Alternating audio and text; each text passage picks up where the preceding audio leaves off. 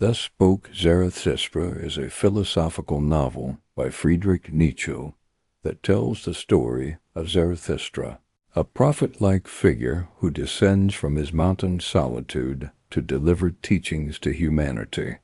It is a dense, poetic work filled with allegory, critique, and visionary declarations. The book unfolds in 4 parts, each composed of short chapters, and does not follow a linear plot. Instead, it moves through philosophical meditations that explore themes such as the Übermensch, Overman, the death of God, eternal recurrence, the will to power, and the critique of morality. Zarathustra's journey is both outward as he speaks to others and inward as he struggles with his own solitude, pride, and doubts. The book opens with Zarathustra's prologue, one of the most famous sections. After 10 years of solitude in the mountains, Zarathustra descends to the people to share his wisdom. He begins by proclaiming the coming of the Übermensch, a higher type of human being who surpasses conventional morality and embraces life's challenges with strength and creativity. He also declares that God is dead, meaning that traditional religious values no longer hold power in the modern world. The crowd, however, rejects his message, preferring the familiar teachings of comfort and security. Disillusioned, Zarathustra realizes that he must find disciples who are ready for difficult truths. Zarathustra's teachings center on the idea that humans must overcome themselves, discard inherited values, and become creators of new ones. He challenges morality rooted in guilt, pity, and weakness, and instead praises self-overcoming, strength, and joy. He believes that traditional virtues are often masks for fear and submission. Zarathustra wants individuals to become strong enough to give meaning to their own lives, rather than relying on religion, tradition, or societal norms. The Übermensch is not merely a physical or intellectual ideal. It is a spiritual transformation that embraces suffering, chaos, and solitude in the pursuit of greatness. Throughout the book, Zarathustra delivers speeches on various themes. He critiques the state as a new idol that demands obedience and uniformity, smothering individuality. He attacks priests and moralists who devalue the body and earthly life in favor of a fictitious afterlife.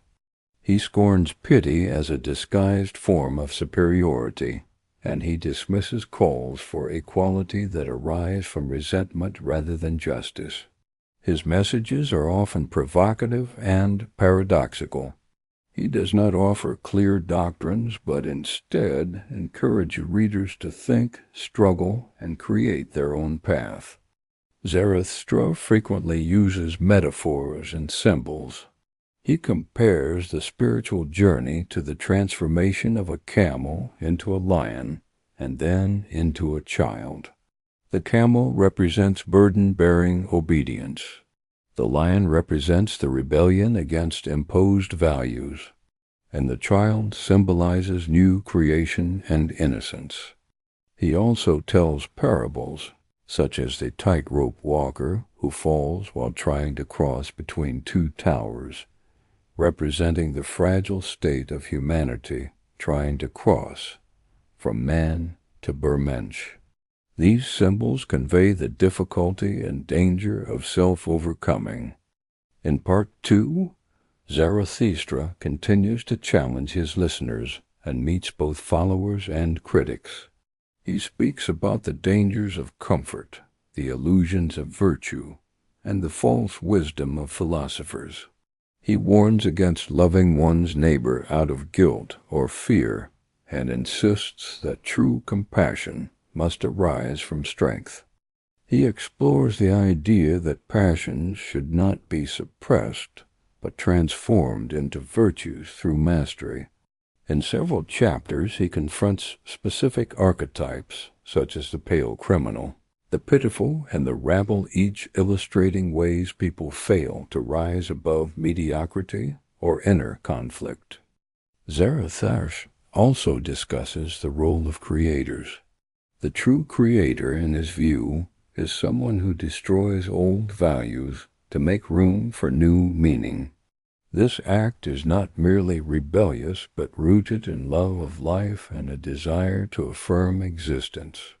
He believes that modern humanity is in a transitional state, caught between the death of old gods and the birth of new ideals.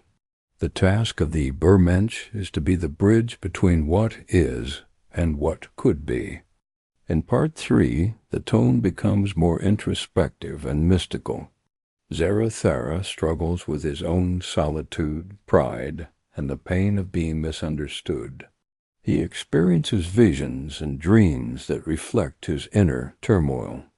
One of the central ideas introduced here is eternal recurrence, the belief that all things recur eternally, and that one must live as if every moment would be repeated infinitely. This is not a scientific theory, but a test of one's love of life. If one can affirm even the darkest moments of existence as worth reliving forever, one has truly embraced life. Zarathustra's vision of eternal recurrence nearly breaks him.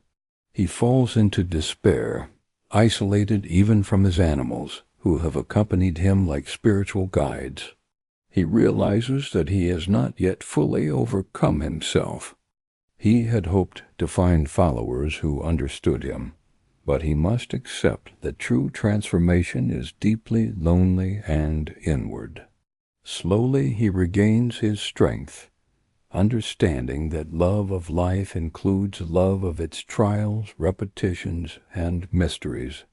In Part 4, which was added later and differs in tone, Zarathustra encounters strange and symbolic figures who have tried to follow him but have failed in different ways. These include the soothsayer, the conscientious one, the magician, the ugliest man, the voluntary beggar, and the shadow. Each represents a flawed approach to Zarathustra's teachings. Some seek comfort in prophecy, others in guilt, asceticism, or intellectual pride. Zarathustra invites them to a feast where they confront their own contradictions and ultimately leave him again. This part shows that not all who hear the truth are capable of living it. Zarathustra himself continues to evolve. He no longer seeks disciples.